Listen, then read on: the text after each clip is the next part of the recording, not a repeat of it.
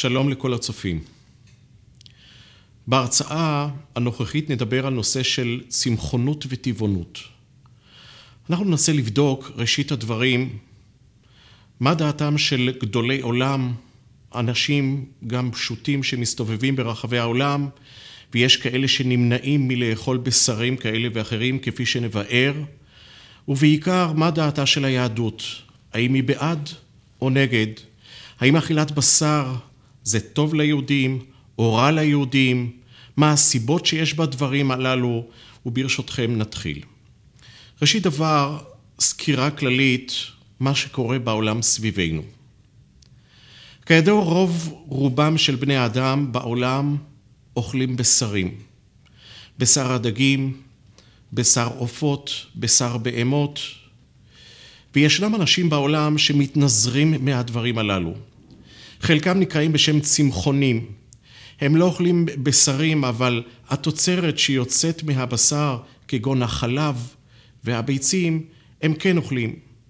וישנם אנשים שהם קצת יותר קיצוניים, נקראים בשם צמחונים, והם רגילים לאכול את כל הדברים שהם צומחים בעולם, אבל לא דברים שהם בעלי חיים או יוצא מבעלי חיים. דהיינו, גם מביצים וגם מחלב הם מתנזרים.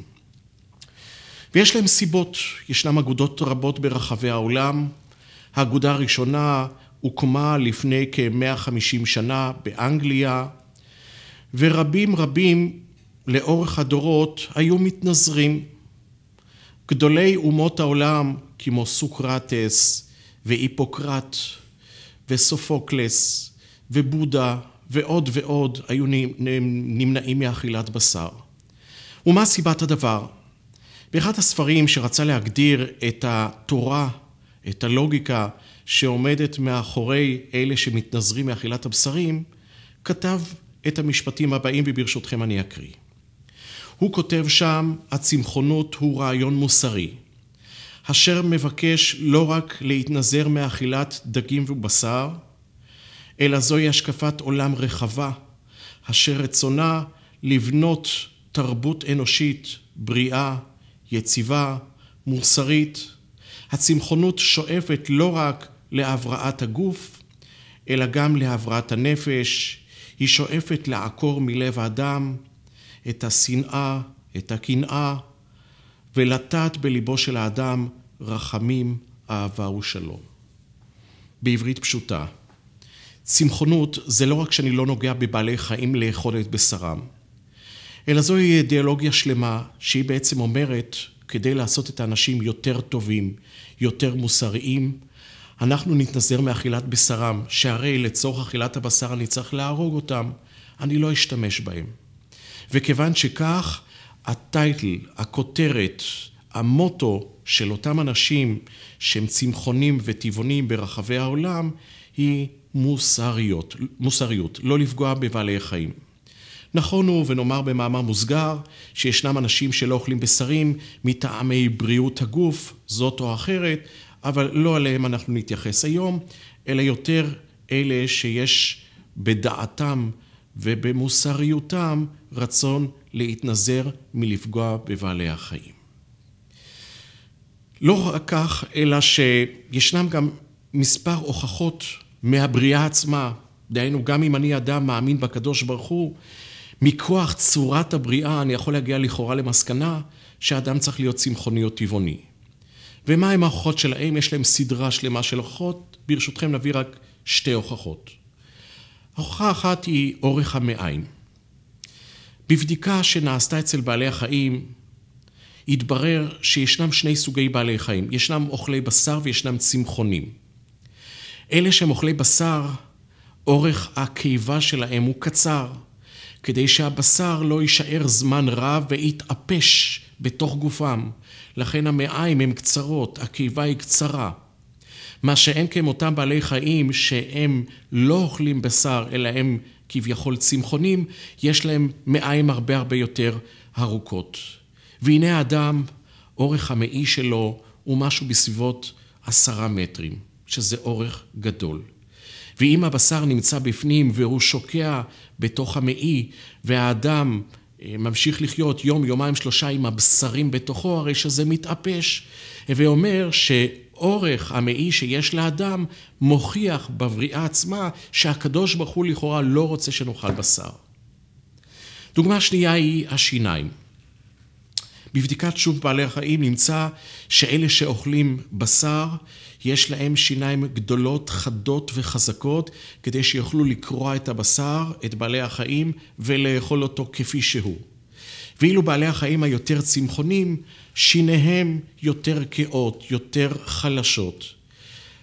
שיניו של האדם לא ראויות לאכול בשר, אנחנו זקוקים לבישול הבשר, אנחנו זקוקים לטיגון או לצלייה של הבשר, ואומר שצורת השיניים, חוזקם של השיניים שיש לנו, לא מתאימות לאכילת בשר כפי שהוא. משמע שהקדוש ברוך הוא לא רוצה שאדם יאכל בשרים. ועוד ועוד הוכחות מהסגנון הזה. זאת אומרת, זוהי תיאוריה שלמה, אידיאולוגית, היא בעצם מוכיחה את הדברים על סמך דברים שהקדוש ברוך הוא יצר באדם, ואנחנו ברשותכם נעצור בנקודה הזאת ונשאל את עצמנו, אז מה דעתה של היהדות? האם היא בעד, האם היא נגד? קודם כל, כשנצא לשוק ונראה האם בני אדם, יהודים, מאמינים בקדוש ברוך הוא, מקיימים מצוות, אוכלים בשר כן או לא, כולנו יודעים שרוב רובם של האנשים שומרי המצוות אוכלים בשר. זה כבר מדליק לי נורה ירוקה שהיא אומרת כביכול הקדוש ברוך הוא התיר. האם התיר תמיד? האם בכל דרך כזאת או אחרת? האם אין פה מגבלות מסוימות? לצורך הדברים הללו נשאל 2 שאלות בסיסיות במהות היהדות על נושא של צמחונות וטבעונות. שאלה ראשונה היא אדם ונוח. מי שפותח את ספר בראשית, בפרשת בראשית ולעומתה פרשת נוח, מגלה תופעה מדהימה. בפרשת בראשית לגבי אדם וחווה, נאמר בצורה מפורשת שהקדוש ברוך הוא אסר עליהם לאכול בשר. ומה הוא התיר להם לאכול? את ירק עשב השדה. עשב, ירקות שגדלים בשדה. לא מעבר לדבר הזה. לא ניתן היתר לקחת את בשרם של בעלי החיים ולאכול. וכך הדבר נמשך 10 דורות. כל פרשת בראשית, הפרשה הראשונה בתורה, מדברת על 10 דורות שבין אדם הראשון לבין נוח. כל 10 הדורות הללו, אנשים נאסר עליהם לאכול בשר. והנה מי שפותח את פרשת נוח, לאחר אותו מבול מפורסם, כשנוח ואשתו ובניו ונשותיהם ושאר בעלי החיים יוצאים מן התיבה, נאמר שהקדוש ברוך הוא אומר להם שמותר להם לאכול את בעלי החיים, כירק עשב נתתי לכם. דהיינו, כשם שהתרתי אצל אדם וחווה לפני 10 דורות, לאכול את הצומח בשדה, הרי שאני מתיר כעת גם לאכול את בשרם של בעלי החיים. ואז אתה עומד ושואל את עצמך את שאלת הפרשנים במקום, ממה נפשך? זה מוסרי או לא מוסרי? אם זה מוסרי, מדוע זה נאסר לאדם וחווה וכל 10 דורות הראשונים?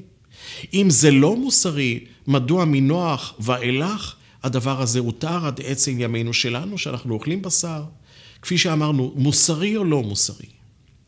שאלה הרבה יותר חריפה היא לא רק בסתירה שבין הדורות. שאלה יותר חריפה היא בעצם המהות של היהדות בעד שמירה על בעלי החיים או נגד השמירה.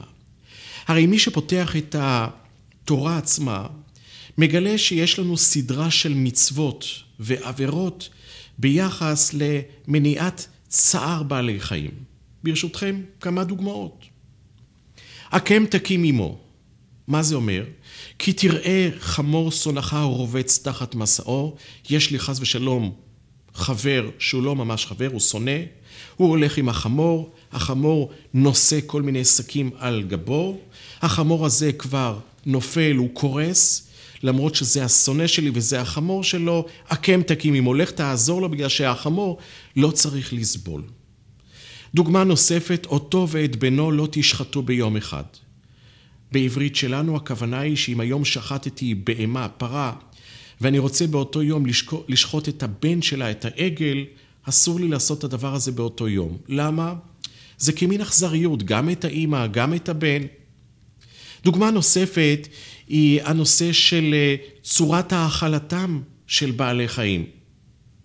איך אנחנו אומרים בקריאת שמע ומה שנאמר בספר דברים, ונתתי עשב בשדך לבהמתך ואכלת ושבעת. אדם קם בבוקר, יש לו להאכיל את עצמו ואת בני ביתו, ויש לו להאכיל את בעלי החיים שמתרוצצים סביבו. איך נאמר בסדר הפסוק? ונתתי עשב בשדך לבהמתך, דהיינו קודם לבהמה, ורק אחרי זה ואכלת ושבעת. זאת אומרת, אני צריך לדאוג לאכילתם של בעלי החיים בבוקר, טרם אני מכניס אוכל לתוך הפה שלי. לדאוג, צער בעלי חיים. ועוד ועוד דוגמאות מהסגנון הזה, שבעצם היהדות אומרת לי, אדוני היקר, יש צער בעלי חיים, תשמור עליהם, אל תצער אותם. אז לצער אסור, אבל לשחוט ולאכול את בשרם מותר. זוהי שאלה קשה, נפלאה, פנטסטית. הרי אם אסור לי לגוע בהם בצורה שכזאת, שאני בעצם מצער אותם, אז לעשות את הצער הגדול ביותר ולחלות אותם, לקפד את חייהם, לסיים את חייהם באמצע, בגלל שלי מתחשק לאכול בשר, זה מותר. אז ברשותכם, שתי שאלות לפנינו. שאלה ראשונה, האם זה מוסרי או לא? מדוע אצל אדם וחווה נאסר ואצל נוח הותר? שאלה שנייה, אם היהדות כל כך דואגת לצער בעלי החיים, הרי שנשאלת השאלה, מה סיבת הדבר שמותר לשחוט אותם מנוח ואילך? כדי להסביר את הדברים הללו, נאמר משהו מפירושו של הרמב"ן, בספר בראשית, פרשת נוח, כשהוא מדבר לגבי הסתירה, מדוע נותר לאכול לנוח ונאסר על אדם וחווה, אומר הרמב"ן שם שני דברים בסיסיים. הרמב"ן, לפני כ-800 שנה, חי בספרד, פירושו על התורה רבי משה בן נחמן מאוד מפורסם, ונביא שני דברים קטנים מתוך פירושו. אומר הרמב"ן כך, בתחילת ספר בראשית, בבריאת העולם, נאסר על אדם וחווה לאכול מבשרם של בעלי החיים. ומה סיבת הדבר? לפי שיש בהם תנועה מסוימת. מה כוונתו? אנחנו הרי יודעים שהעולם שלנו בנוי בפירמידה מסוימת. דומם, צומח, חי ומדבר. מה שיש בפירמידה הזאת, זה שהדומם הוא התחתון ביותר, ומעליו יש את הצומח, בעלי חיים מעליהם, ואחרי זה יש את האדם, שבספר הכוזרי, רבי יהודה הלוי אומר שהוא האדם מתחלק גם כן לשני חלקים, שתי ספרות לכאורה, שבתחילה יש את האדם הכלל עולמי, דהיינו מי שאיננו יהודי, ויש אחד שהוא יהודי שהוא מעל, דהיינו 5 דרגות. מה בעצם הדרגות האלה אומרות? שככל שאתה עולה בפירמידה הזאת, מדובר פה בערכים יותר חשובים, יותר רוחניים ויותר עילאיים. בואו ניקח דוגמה קטנה מעולם החומר. דומם, כשמו כן הוא, דומם במקומו. זה השולחן שלפניי, הכיסא שעליו אני יושב, הקיר שעומד לידי, המצלמה שניצבת מולי, היא כביכול דוממת. אנחנו היום יודעים, שיעור ראשון בכימיה, שהמצלמה איננה ממש דוממת. מי שלמד קצת פיזיקה וכימיה יודע בעצם היום שישנם תנועות של החומר עצמו. אלא שבעינינו ויזואלית הדבר הזה נראה כדבר שהוא דומם. נמצא במקומו ולא עובר ממקום למקום. מעליו יש את הצומח.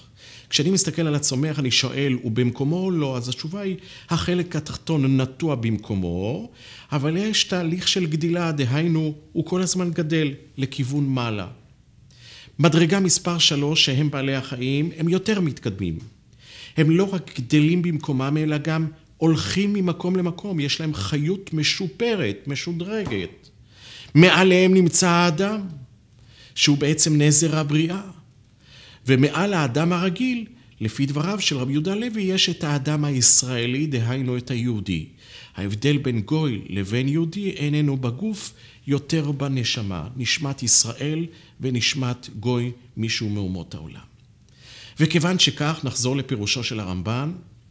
כשהקדוש ברוך הוא ברא את העולם, מי שנמצא מתחת לאדם הם בעלי החיים, הם עוברים ממקום למקום, יש להם נפש מסוימת, לא נשמה אבל נפש, דהיינו צד רוחני די גבוה, וכיוון שכך נאסר עליהם לגוע בהם. ממה לאכול? מהצומח שיש פה בעולם. ומה בעצם קרה באותו מבול? אומר הרמב"ן, קרו שני דברים. דבר אחד, כל העולם קרס. הייתה נפילה, שברו את הכלים, כביכול העולם נהרס ונבנה מחדש. לא כביכול, אלא ממש. זוהי בעצם בנייה מחודשת. אם תשימו לב, העולם באמת נחרב ונשטף לכולו, ומאותה טבעה בעצם נברא העולם מחדש. ושימו לב שבאותה בריאה מחודשת, משנית, בבריאה הזאת בעצם היה שותף גם האדם. אצל האדם הראשון הוא נוצר ביום השישי, לאחר שהצומח ובעלי החיים כבר נוצרו, זאת אומרת, הוא לא היה שותף לבריאת העולם. מה שאין כן בבריאה השנייה, עצם העובדה שנוח וכל משפחתו הכניסו לתיבה גם את הצומח, גם את בעלי החיים, ועליהם שמרו במשך שנה שלמה, ואומר שבגללם של בני האדם נוצר בעצם העולם מחדש. הם כאילו ביחד עם הקדוש ברוך הוא יצרו את בעלי החיים. אז אם תשימו לב, קרו פה בעצם שני דברים. כל העולם בעצם קרס, גם האנשים, גם בעלי החיים. העולם ירד מדרגתו, ישנם המון דוגמאות מתוך התורה ומתוך דברי חז"ל, לכך שהמבול עשה משהו פה בכדור הארץ. מי שפותח שוב את שתי הפרשיות מגלה שבפרשת בראשית, ב10 דורות הראשונים של העולם, אנשים היו חיים מאות בשנים, עד קרוב ל1000 שנה. ולאחר המבול, חייו של האדם פחתו ל100, 200 שנה, לפעמים קצת יותר, לפעמים פחות. מעבר לזה, למשל, הספורנו אומר שעד המבול כדור הארץ היה עומד בזווית ישרה לשמש.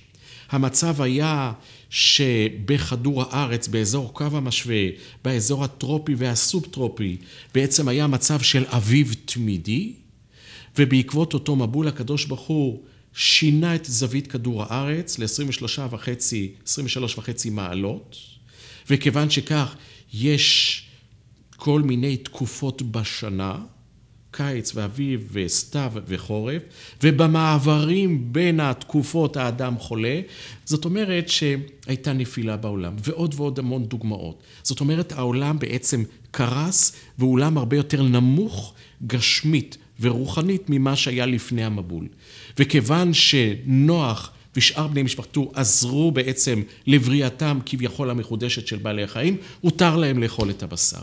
נעצור שנייה בנקודה הזאת, הבנו שבאחד גיסה אולי לא ראוי לפגוע בבעלי החיים, כמו שהיה בדורות הראשונים, אבל כיוון שהייתה בעצם נפילה של כל העולם, והאדם היה שותף לבריאה המחודשת, הותר לנו, שימו לב על המילה, זה לא שיש אידיאל לאכול את הבשרים, אלא הותר לנו לאכול את הבשרים, ולכן יכול להיות שאם אדם נמצא מבחינה רוחנית, ברמה מאוד מאוד גבוהה, הוא יתנזר מאכילת בשר.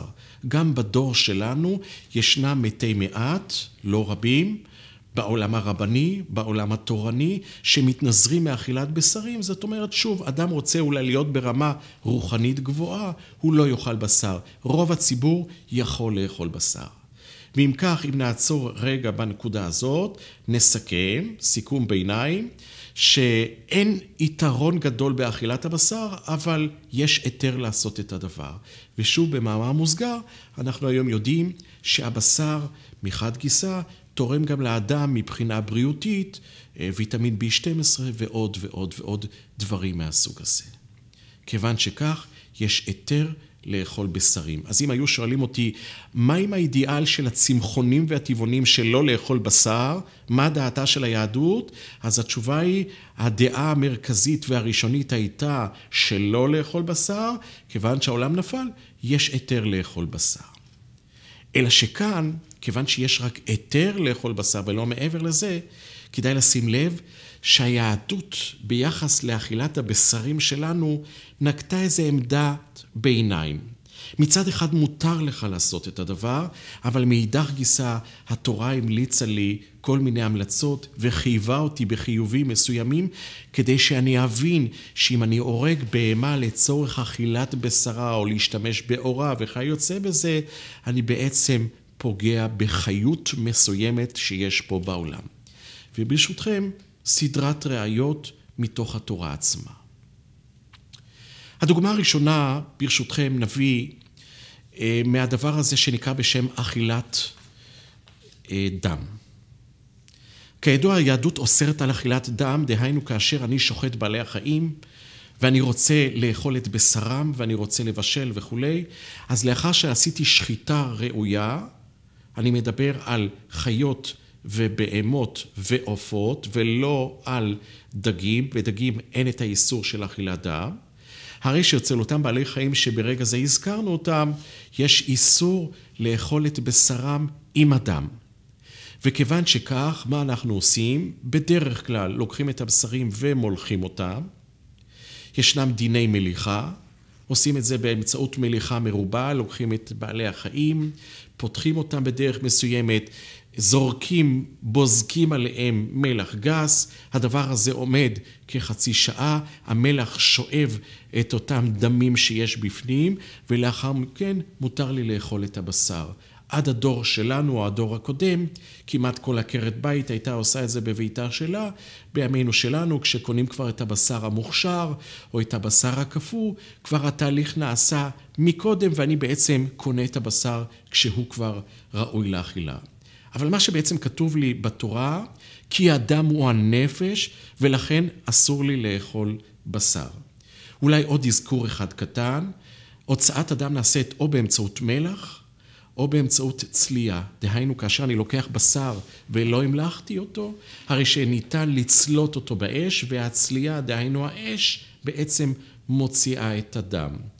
ישנו איבר אצל בעלי החיים שנקרא בשם כבד, שהוא כולו דם, ומליחה לא מוציאה את הדם ממנו, אז ההיתר היחידי לאכול כבד, כך על פי ההלכה היהודית, הוא רק באמצעות הדבר של, כפי שהזכרנו קודם, נתינתו על גבי אש וצלייתו. דהיינו, בשר רגיל זה או צלייה או מליחה, כבד רק על ידי צלייה. אם כן, מה למד מכאן? כיוון שאדם הוא הנפש והוא המרכז, אז גם כשאתה אוכל בשר של בעלי חיים, ידידי היקר, תוציא את הדם, אל תאכל אותו, תבין שיש פה איזו פגיעה מסוימת. אמנם יש היתר, אבל יש איזו פגיעה מסוימת. כדאי לשים לב, והדברים ידועים ומפורסמים, שהשם שלנו הוא אדם, וכתוב במקורות ששלושה שותפים יש באדם, כך כתוב בתלמוד במסכת האחרונה, אבי ואמו והקדוש ברוך הוא, אלה שלושת השותפים, האבא והאמא מייצרים את הגוף, והקדוש ברוך הוא נותן את הנשמה. ואם מסתכלים על האותיות של המילה אדם, א', ד' ומ', האות א' מייצגת את הקדוש ברוך הוא, ראשון לראשונים. ישנן 3 אותיות בתוך האלף ב' שמייצגות את הקדוש ברוך הוא, זה לא במסגרת שלנו, א', ה' וי', אבל א' היא אחת האותיות. ואילו דם, ד' ומ' מייצג את האב והאם, דהיינו שהאבא והאמא נותנים את מרכז הגוף של אותו תינוק שזה אתה נולד, כאשר מרכז הגוף זה הדם. ושימו לב גם כן שמבחינה גימטרית, מספרית, כשאתה לוקח את המילה אב, הגימטריה זה 1 ו2 יוצא 3, המילה אם זה 1 ו40 יוצא 41, אתה מצרף אם ואב, אתה מגיע ל44, בדיוק הגימטריה של המילה דם. א', הקדוש ברוך הוא, דם אבי ואמו, וכיוון שכך, כפי שאמרנו, מותר לאכול את בשרם של בעלי החיים, בדם אתה לא נוגע. ברשותכם דוגמה שנייה למגבלות והגבלים שהקדוש ברוך הוא נתן לי באכילת בשר, להבין שבעצם מותר, אבל הדבר הזה בעצם פוגע בבעלי החיים. דוגמה השנייה. הדוגמה הזאת נוגעת לנושא של אכילת בשר וחלב. אולי קצת נרחיב. בתורה כתוב 3 פעמים לא תבשל גדי בחלב עמו.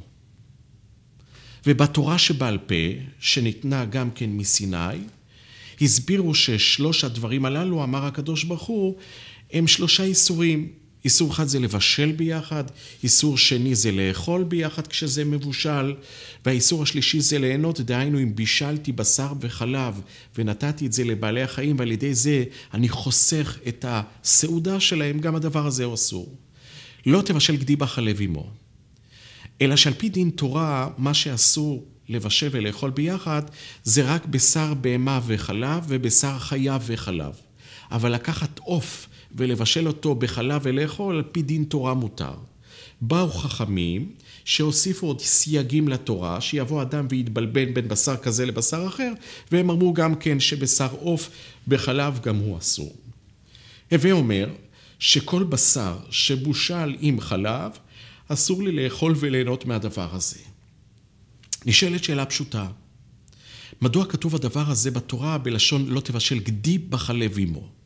כביכול כל האיסור מתמצא בגדי שבושל בחלב עמו, ואם זה לא חלב עמו, ובשר לא של גדי אלא בעלי חיים אחרים שמותרים באכילה, למשל צבי שבושל בחלב של בהמה, האם הדבר הזה מותר כן או לא, אז הדין הוא שכל בשר בחלב הוא בעצם אסור. אז מדוע התורה נקטה את הלשון לא תבשל גדי בחלב עמו?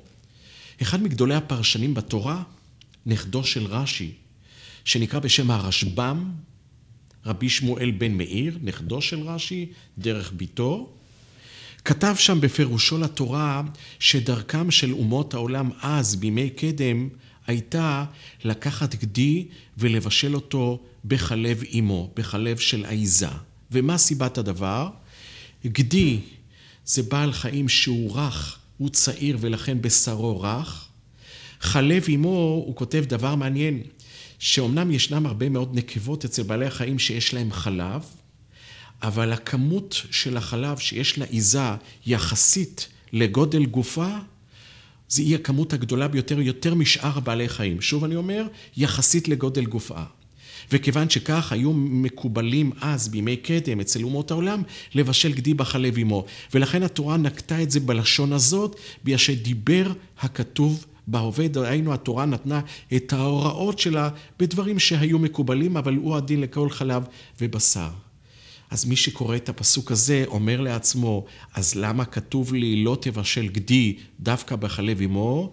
שלא תהיה פה את הרשעות, שתרגיש צער. זה נורא לשחוט את הבן ועוד לקחת ולבשל אותו בחלב של עמו, זו כאילו אכזריות על גבי אכזריות. לכן אל תעשה את זה בצורה שכזאת. אמנם כל בשר וחלב אסור, אבל נקטו דווקא בלשון הזאת כדי לתת לאדם את הרגשת הצער שיש בעצם בתהליך הזה.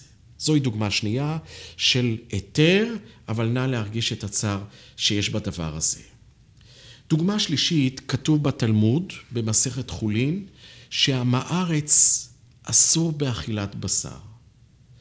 בתרגום שוב לעברית בת ימינו, הכוונה היא שאדם שיושב ולומד תורה, ומקיים מצוות, ודרגתו הרוחנית היא גבוהה, ואם כך באותה פירמידה שדיברנו עליה קודם, הוא נמצא מעבר לבעלי החיים, מותר לאכול בשר.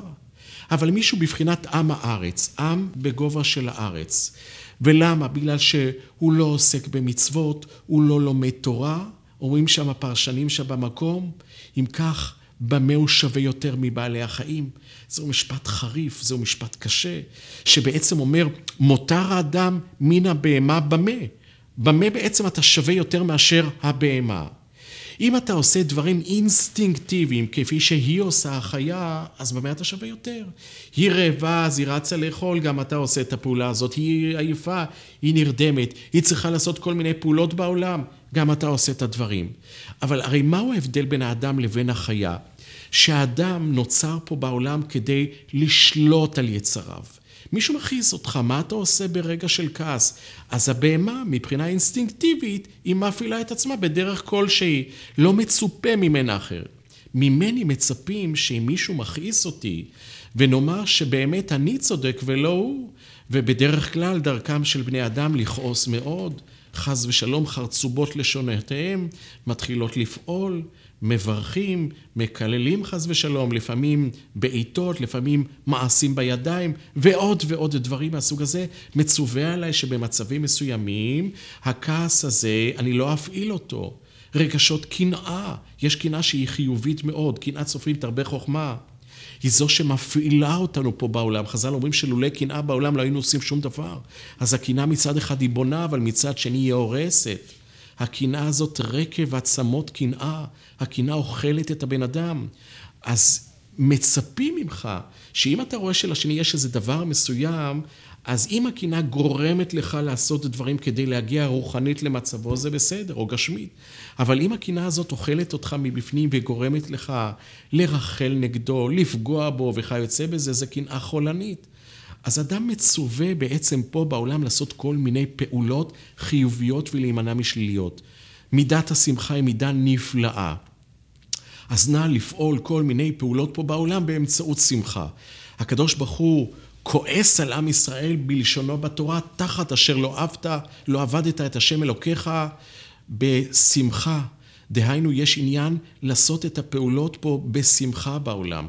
גם את קיום המצוות, גם את הפעילות הרגילה, לפנות אל השני כל הזמן ברגעי שמחה, ולעשות גם את הדברים המותרים ביתר, ואת הדברים האסורים נא להימנע מהם. וכיוון שכך, מישהו תלמיד חכם, ראוי לאכול בשרים. מישהו עם ארץ, אסור לו לאכול בשר. למה? במה אתה שווה יותר מהחיה? סתם בגלל שמתחשק לך? אז במה אתה שווה יותר, וכיוון שכך, לא לפגוע בבעלי החיים. אם כן, זוהי דוגמה שלישית לכך שישנה מגבלה אצל האדם לא לפגוע סתם כך בבעלי החיים. דוגמה נוספת, יש לנו בעצם סיפור נפלא בתלמוד. דוגמה נפלאה על רבי יהודה הנשיא, שמכונה בשם רבי, והוא זה בעצם שכינס וחיבר את כל המשניות, כינס אותם, לאחר מאות שנים של תנאים שאמרו את דבריהם והעבירו בתורה שבעל פה מדור לדור, הוא הלך וכינס אותם בעולם המשניות. ועל רבי זה מסופר בתלמוד שהיו לו 13 שנה של סבל נוראי. והסבל הזה ב13 השנים הללו הגיע בגלל סיפור שקרה עם בעלי חיים, והוא ירד הסבל הזה כעבור 13 שנה בגלל סיפור אחר שקרה עם בעלי חיים. ומה הם שני הסיפורים? התלמוד מספר את הדברים הבאים. פעם אחת היה רבי יהודה הנשיא הולך ברחוב, רבי, והיה בעל חיים מסוים שהיה נמצא בבית השחיטה, בבית המטבחיים, עמדו לשחוט אותו. והנה אותו עגל רץ אליו, ברח מבית השחיטה, ונתן את ראשו תחת בית שחיו של רבי, כביכול הוא אומר לו, תציל אותי, רוצים להרוג אותי, תציל אותי. וכתוב בתלמוד שרבי לוחש לו ואומר לו, לך כי לכך נוצרת. דהיינו, לך להישחט בגלל שזה הצור שלך, שבני אדם יאכלו את בשרך וישתמשו באור שלך, אז לך, זוהי המטרה. אומרים חז"ל, כיוון שהוא לא ריחם עליו, לכן הגיעו עליו הרבה מאוד ייסורים. ומה סוף הסיפור? שכעבור 13 שנה, פעם אחת הייתה העוזרת בבית שלו מנקה את הבית, והיא ראתה בני חולדה, עכברושים קטנים, והם היו מסתובבים בבית, והיא רצתה כנראה לסלק אותם. עצר רבי ואמר לאותה מנקה, עזבי אותם, אל תבריחי אותם, שנאמר ורחמיו על כל מעשיו. זאת אומרת, הקדוש ברוך הוא מרחב על כל הבריות, גם על אותם בעלי חיים, וכיוון שהוא חמל עליהם, לכן הייסורים והצער ירד ממנו. רבותיי, בואו ניקח את שתי הדוגמאות הללו, שני הסיפורים הללו. כשמדובר בתחילה בסיפור הראשון, שהוא אומר ולוחש לאותו עגל, לך כי לכך נוצרת, הפרשנים שם במקום אומרים, אז למה הגיעו עליו איסורים? האם הוא אמר דבר לא נכון? למה נוצרו השברים פה בעולם? שור, מי שמסתכל בתלמוד, רואה שהיו לו בימי קדם שתי מטרות. מטרה אחת לעשות את עבודת השדה, לחרוש ולשאת מסעות, ומאידך גיסא, כשהיו רוצים לאכול את בשרו, היו שוחטים אותו והיו אוכלים את בשרו. אז מה הוא אמר לא טוב? לך כי לכך נוצרת. אז חלק גדול מהפרשנים מסבירים שגם אם אתה אומר את המילים הללו ואתה צודק בהם, מה עם קצת צער? הוא הולך עכשיו להישחט. תן איזה קניחה מסוימת איתו ביחד, תקנח איתו ותגיד לו אין ברירה, אבל וכולי. זאת אומרת, גם כשאתה עושה פעולה מסוימת ואין ברירה, אז הגניחה היא חסרה, וכשלא עשית את זה, דהיינו, לא הצטערת בצערם של בעלי החיים, אז אתה תצא ניזוק מהדברים הללו. וכיוון שכך, יגיעו עליך איסורים כפי שהגיעו על העגל איסורים. אז הקטע הזה בתלמוד שוב מלמד אותנו שהנושא של צער בעלי חיים הוא כל כך חשוב פה בעולם, סתם כך לא לצער את בעלי החיים, איך לעשות את הדברים הללו, עד כדי כך שיהודי גדול סבל מהדבר הזה, שלא נטה ליבו לצערה של אותה חיה. אולי דוגמה נוספת הוא עניין של כיסוי אדם. בתורה ישנה מצווה של בעלי חיים מסוימים שצריכים לחסות את דמם. מה כתוב בתורה? שבהמה כששחטת והדם נוזל, לא צריך לעשות שום דבר עם זה.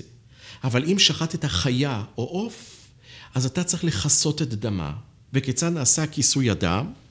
במסכת חולין, ישנו פרק שלם של כיסוי הדם, ושם מתוארת הסיטואציה הזאת וצורת הפעולה, שלפני שאני שוחט, אני צריך לשים עפר תחוח על האדמה, וכשאני שוחט, אז הדם נספג באותו עפר, וכשגמרתי לשחוט והדם נזל לאותו עפר, אני צריך לחסות, כמין סנדוויץ' מלמטה ומלמעלה.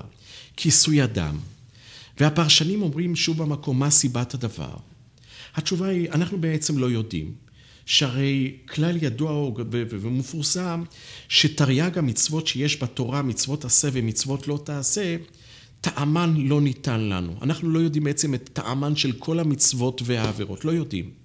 אבל מותר לנו לנחש אותם, וזה חלק ממוני המצוות, עשו את הדבר הזה כמו ספר החינוך ועוד ועוד. ניסו לבאר בלשונם של בני אדם, בהבנתם של בני אדם, מה עומד מאחורי המצווה הזאת. זה לא ברור שזה הדבר האמיתי, אבל כך נוטים להסביר.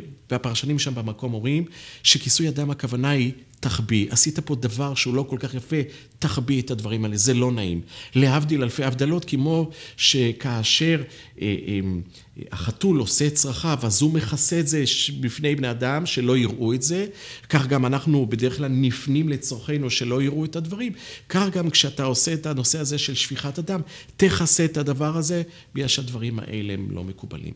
אם נעצור גם בנקודה הזאת, הגענו למסקנה שאומנם היהדות התירה לאכול בשר, לעשות שימוש עם חלקי החיה והבהמה, אבל היא נתנה לי כל מיני מגבלות כדי להבין שהדבר הזה בעצם הוא כמין היתר. יש לי היתר לעשות את הדבר הזה, אבל יש כל מיני מגבלות. נא להבין את הצער שאתה הורס והורג את אלה שמתחתיך.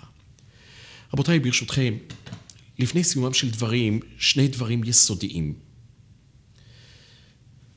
דיברנו קודם על הפירמידה, שהקדוש ברוך הוא כשנתן את התורה ואת העולם, בנה את העולם בצורה שכזאת, וכדאי לשים לב שמעבר למה שהסברנו קודם, שזה עומד במקומו, וזה גדל במקומו, וזה זז במקומו, שימו לב שבדרך כלל כל דרגה ניזונת מזו שמתחתיה.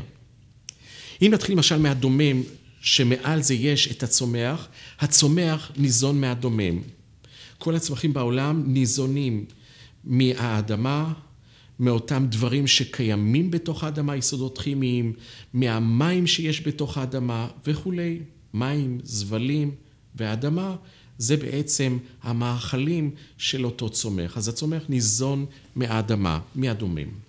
כשאני עובר למדרגה מספר 3, לבעלי החיים, ואני שואל ממי הם ניזונים, אז הרבה פעמים הם ניזונים זה מזה, דהיינו הגדולים אוכלים את הקטנים, אבל הם כמובן גם ניזונים מכל הצומח שיש בעולם. הם ניזונים מהמים שיש פה בעולם. ומה קורה אצל בני האדם? בני האדם שנמצאים בראש הפירמידה, הם לכאורה, לפי כל מה שדיברנו עד עכשיו, ניזונים מכל אלה שמתחתם. מבעלי החיים, מהצומח והדומם. זוהי ההיררכיה המסוימת. וחשוב להבין שמבחינה אידיאולוגית, אם הקדוש ברוך הוא ברא את העולם, ויש לי ספק מסוים למשל ביחס לאדם ובעלי החיים, ההיררכיה הזאת אומרת לי, וחוזרת ואומרת לי, ידידי היקר, כשאתה דן על בעלי חיים והאדם, האדם מעל בעלי החיים. אל תפגע בהם סתם כך. אבל האדם בכל דבר ודבר הוא יותר מבעלי החיים. אם יש חס ושלום פיקוח נפש, כמובן האדם קודם לבעלי החיים. ובעוד הרבה מאוד דוגמאות. וברשותכם אולי שתי דוגמאות מימינו שלנו, דהיינו מעשרות השנים האחרונות. דוגמה אחת מלפני כ-60-70 שנה. מלחמת העולם השנייה, השואה הנוראה. העם המתורבת ביותר שהיה באירופה, כידוע לכולם, הייתה האומה הגרמנית. המתורבתת ביותר, בהמון דברים לא נפרט. והם אלה שמאוד מאוד דאגו לבעלי החיים וטיפלו בהם במסירות נפש. והנה כשהם עשו את השואה הנוראה, פעמים רבות אתה קורא בספרים ואתה לפעמים אולי רואה בסרטים, שאיש הגסטאפו עומד ומשסה את הכלב ביהודי ואומר לו בגרמנית, סליחה, אדם, לך ותנגוס בכלב, כביכול הכלב הוא האדם והיהודי הוא הכלב.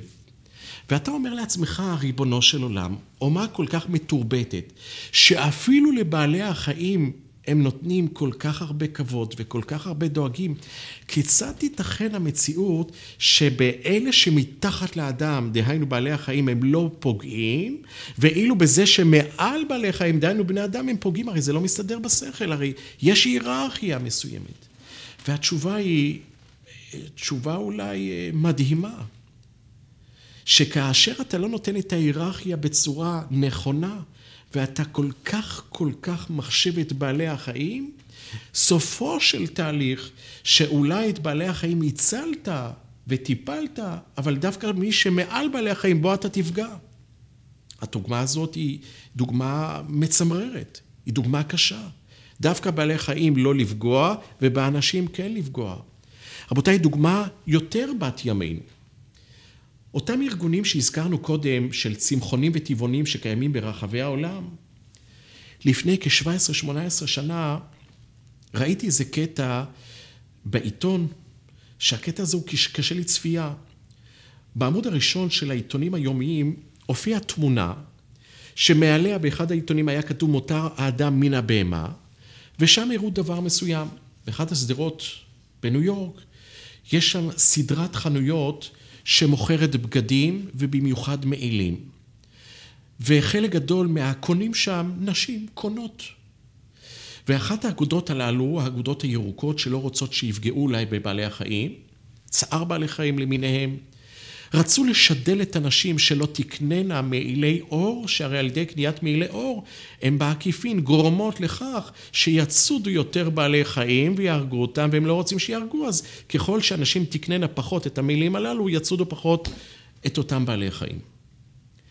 והסיפור מתחת לאותה תמונה שמיד נתאר אותה, סיפר ב3 או 4 שורות, שבתחילה אותה קבוצה של בני אדם, כמה עשרות בני אדם, עמדו וניסו לשדל את האישה הנכנסת לחנות שלא תקנה.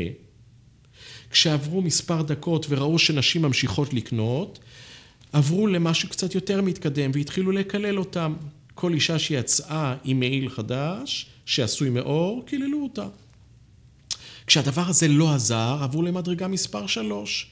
כל פעם כשאישה יצאה עם מעיל, על ידה או בידה, היו דוחפים אותה, כועסים עליה.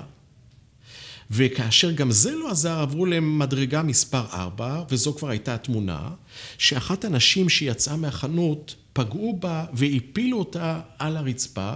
רואים אותה שם שוכבת על המדרכה בניו יורק רבתי, כאשר חלק מהאנשים מקיא בה, צובטים אותה ודורכים עליה. והכותרת הייתה מותר האדם מן הבהמה, ומה בעצם היא אמרה? מה התמונה? מה הכותרת אמרה? שכיוון שאותה קבוצת בני אדם לא רוצה שיפגעו בבעלי החיים, אז הקבוצה הזאת, פוגעת בבני אדם, הפוך על הפוך. אז זה נכון שאולי לא צריך לפגוע בבעלי חיים, אבל בגלל שאתה רוצה שלא יפגעו, לכן מותר לך לפגוע בבני אדם, והם הדברים שאמרנו. מי שרוצה לעיין בדברים האלה מאוד בעריכות, אחד מגדולי הקדמונים והפילוסופים שלנו, רבי יוסף אלבו, ספר מפורסם שנקרא בשם ספר העיקרים, אחד מהספרים הפילוסופיים החשובים שאצלנו באר כך את החטא של קין והבל, למה קין הרג את הבל. הדברים הם מאוד ארוכים, זה לא למסגרת שלנו, אבל שוב, לא לפגוע בבעלי חיים, לטפל בהם, לשמור עליהם, אבל לתת להם את הדרגה שלהם, שהיא מתחת לבני אדם, שאם תיתן להם דרגה מעל בעלי חיים, אתה יכול לעשות כל כך הרבה שטויות ולפגוע חס ושלום בבני אדם. וברשותכם הדבר האחרון. גם אנשים שבתוכנו שהם צמחונים וטבעונים ויהיה רב להם, תמיד אני אומר בהרצאות, נא לבדוק את עצמכם אם באמת אתם צמחונים וטבעונים אמיתיים או שסתם כך. פעם אחת הזמינו אותי בתל אביב לאחת האגודות וישבו שם אנשים ששייכים לאותה אגודה, וכשנכנסתי להרצאה עשיתי איזה טסט קטן, ושאלתי אותם, רבותיי, מי מכם צמחונים? חלקם הצביעו, מי מכם טבעוניים? חלק אחר הצביע. ואז שאלתי אותם, רבותיי, אני מבקש מכולכם, נא להסתכל על הנעליים שלכם, ולבדוק האם הנעליים עשויות מאור כן או לא.